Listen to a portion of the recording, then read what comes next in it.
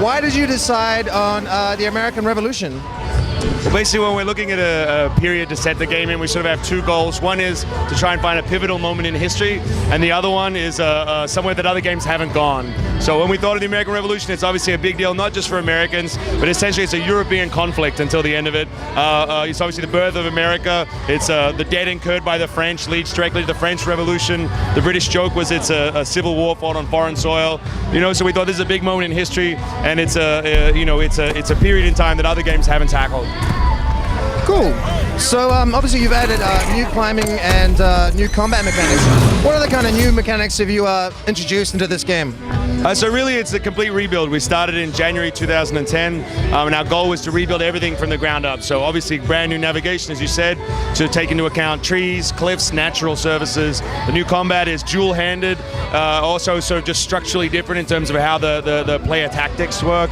And then there's a whole bunch of other stuff. Some things we're talking about, some we're not. If you saw the Sony show, then you saw the naval demo that's brand new. This idea of taking to the high seas and full simulation of wind, weather, and sails. Yeah, cool. So how does, if you can explain, how does the naval combat connect to the main game itself?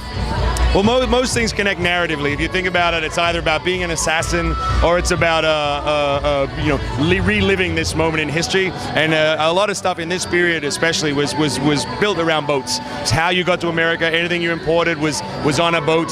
The French Navy blockaded and forced the English to surrender at Yorktown. So it's in every bit of history that we dealt with. So we thought it was just too juicy to ignore.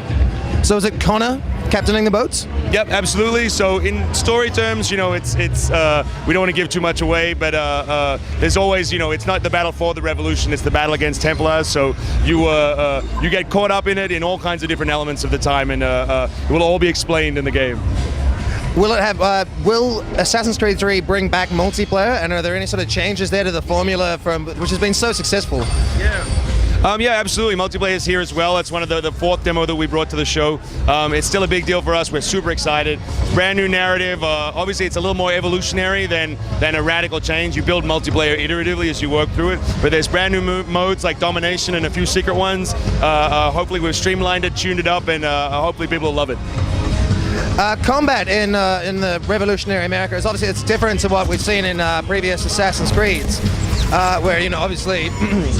Guns and musketry and firepower is the sort of the preeminent weapon on the field, and Connor is obviously still a very melee-heavy character. Are you sort of comfortable with the sort of the believability of the combat? And you've got all these sort of red coats sort of holding fire, and you guys sort of cool with that, or is there any Well, yeah, I mean, it's funny to think about, but yeah, they had guns, but the reason they used line infantry formations is you had one shot every 2 minutes. So, and another reason, that's why they have bayonets strapped on the end of them. So yeah, you had a shot, but it's still not really a super powerful weapon. So we wanted this notion of having to charge into combat to get in close on your enemies. I think when you play it, it works.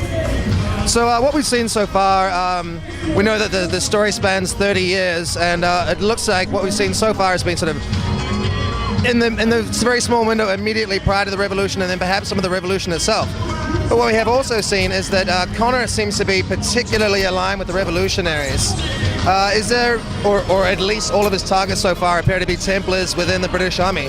Are there Templars outside of the British Army that we're finding as well? Yeah, absolutely. We've been showing a lot of stuff during the revolution just so that people get the historical period. But many targets on the Patriot side as well. What are you most proud of with Assassin's Creed 3 so far? The scale of it, I think. You know what I mean? Just the fact that we pulled it off. It's been a long development, 3 years for a lot of different studios. A lot of people worked really hard on it. And just being here at the show and showing, city demo, naval demo, frontier demo, multiplayer demo is amazing. Great. Thank you so much for your time. Thank you.